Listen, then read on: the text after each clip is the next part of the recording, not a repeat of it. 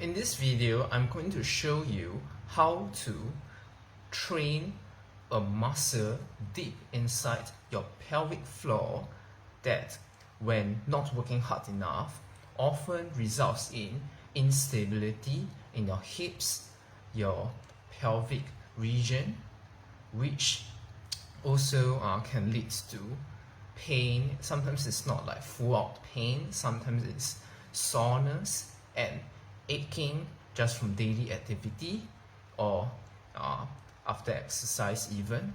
So this is a very important and also not very common, because it's a very deep muscle. A lot of times when it comes to exercise rehab, people work on the different small muscles, the small exterior muscles that helps to bring up the posture. But because this muscle is so deep in the pelvic floor, it's actually very hard to reach. To reach this muscle, the only way to reach it is through a very sensitive region in the body. Yeah, so that's why I feel that through exercise, through working on the muscle, is actually a lot more effective. Yeah, and the move in this exercise is very easy to get into. In fact, you do not really need much mobility. The challenging part of this exercise is to actually feel the muscle work hard and contract, because this muscle is not like an exterior muscle like your arm, whereby you can feel it like working, or the muscle right here, the chest, is something that you rarely see. Yeah, so these muscles, they are called the pelvic floor muscles. And to get into a position ready to train the muscle, so this exercise can actually be done at home, so it's very convenient. In fact, it is better to do this exercise barefooted, because when you can feel the ground, it's easier for you to consciously tense and work these muscles hard. Yeah.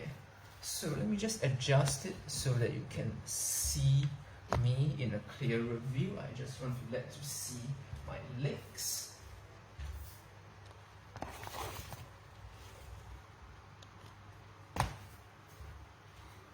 Yeah. So if you look at my legs, you can actually, let me just shift it a little bit more.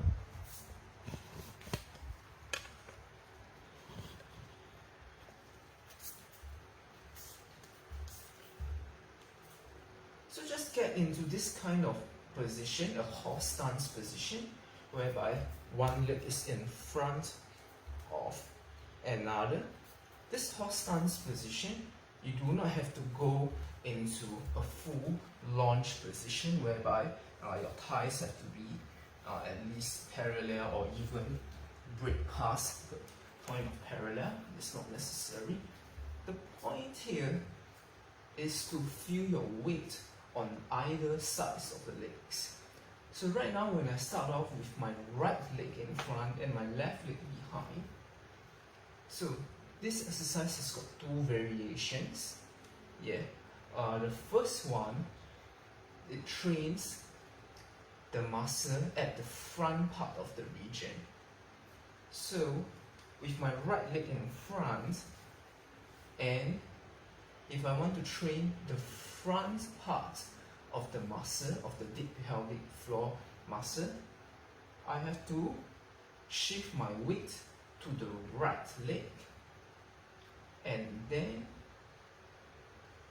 now, to try to tense the muscle, think of holding your pee. So if you are on high tide, you feel like you need to pee, but you cannot find the toilet, and you have to actually hold the pee. So that muscle being trained and being used is in fact the front part of this deep pelvic floor muscle. Yeah. weight shift onto the right leg. You may not be able to see, but when you are doing it with me, you should be feeling more weight on the right leg rather than on the back leg. Yeah, and then with weight on the right leg, squeeze and hold your P. The key here is not to actually tense up the thigh region, but to tense up a region around here. Yeah, so you should be able to feel some tension at this region here. So like I said, the only way to actually assess this muscle through touch is if someone were to massage it or to activate it, is to target a very sensitive region in the body. Yeah, that's why targeting it through exercise, I feel that is better. So when you are done, okay, switch to the other side and same thing, shift weight onto the front leg, the left leg this time, and this time round you are holding your P on the left side, and you should feel the muscle here tense up. Yeah, and hold for a short while. How long to hold on each side? Yeah, a good guide will be 15 to 20 seconds. You can go a little bit longer or a little bit shorter if let's say you are used to doing this exercise. The key here is to actually have a good squeeze of the muscles so that you learn to work the muscles while you are doing other movement or other actions, either in your workout or walking around climbing stairs. Yeah. So when done, okay, now it is time. Now it is time to train the back part. So imagine that someone is facing here. So just now we were training the front parts of the pelvic floor muscles. Now we are training the back part of the pelvic floor muscles. We are doing the same action, except that this time round, we are going to shift our weight onto the back leg. And this time, instead of holding our P on the leg that we shift our weight onto, we are going to instead hold our fart. So when we try to hold our fart in general, we are in fact training the back of the pelvic floor muscle. This time round we do it more intentionally with the horse stance and the weight shift. Yeah, so it's actually more effective. So to show you, so I'm going to train my right leg first in a horse stance. Yeah, so if I show you the front view, it's just one leg in front of the other. Yeah. So in a horse stance, weight shift onto the right leg, and then hold my fart on the right side.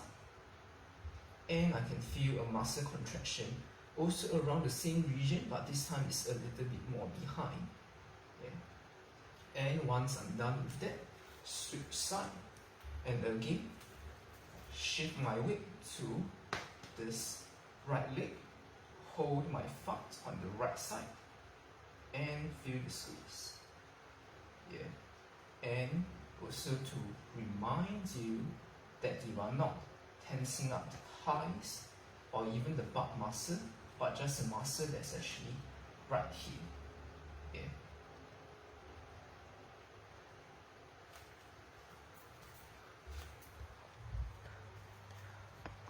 So when working on this exercise, at the start, the biggest challenge people may feel is that they cannot feel, they do not know where to tense the muscle. Yeah.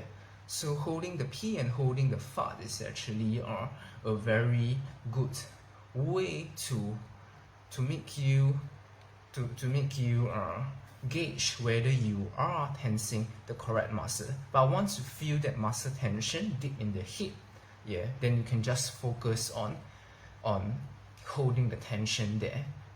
The key if let's say you have any form of aches and pain from doing any form of exercises, whether you are doing big movement like your squat or your deadlift or just walking, ideally you want to be able to tense that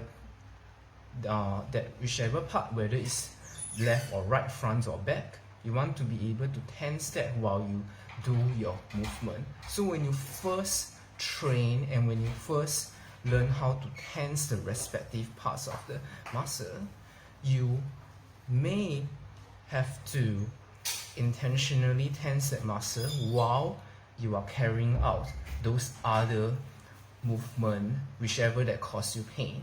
Yeah. So sometimes you have to do a little bit of trial and error. Sometimes you feel pain, it could be because of the left side back region, it could be the left side front, sometimes it could be the right side front or right side back. Yeah. Or in general, you can just tense all together, and then after that you try to narrow it down by focusing on one of the 4 parts. Yeah. A quick way to help you to distinguish whether you generally need to work on the front part of the pelvic floor muscle or the back part of the pelvic floor muscle is to actually check your standing alignment in the hips. So I'm going to quickly show you the side view of my hips and give you some pointers. But then again, this is a guideline. It's not like a hard or fast rule. You still have to actually do some trial and error, and just alternate between focusing on one of the 4 sides. Sometimes you need all 4, sometimes you need just 2 or 3 of the 4. Yeah. But if you do not want to make it a random trial and error, you want to actually do a bit of a self-diagnosis. Yeah. So from the side where you can see my hips, let me just adjust the camera so that you can see. So at the side, if you look at my hips, yeah, my standing posture, ideally you want this region to be neutral with a slight arch. In the case of you being overarched, yeah, so this is a sign that some of these muscles here are overworked, and these muscles here at the back, at the butt region, are underworked. So if you have this kind of posture in general, it may indicate that you need to work on the back of the pelvic floor muscles. So what it means is, when in a hot stance, you need to focus on weight shift on the back leg and holding your fat, yeah, and on both sides. If your standing posture, you are more like this, if this is your default posture, yeah, then there is a good chance that your underworked muscle is actually the front part of the pelvic floor. So back to the hot stance, what you need to focus on is shifting your weight onto the right side, onto the front. In this case, it's the right side. Yeah. And then hold your P, not fat. Yeah. Hold your P with the weight shifted on the right side, and then repeat on the other side. Yeah. So this posture, whether it's overly arched by default or overly curled up, yeah, this is a general guideline, and this arch and curl, it should be how you look like by default, not with you intentionally shifting yourself into position like what I'm doing now to show you. Yeah. Then this is all I have. Yeah, so this is all I have for you for today. Yeah. If let's say if you go ahead and try to implement this exercise, you may you probably should get some good results if you just work on all for left, right, front and back. Yeah.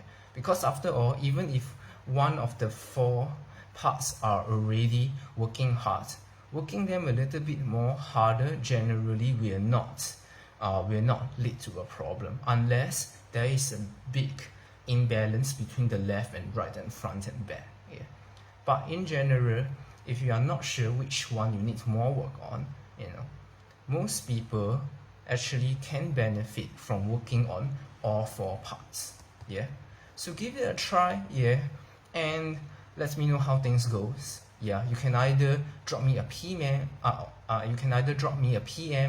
or comment below. Yeah, and that's all. Peace.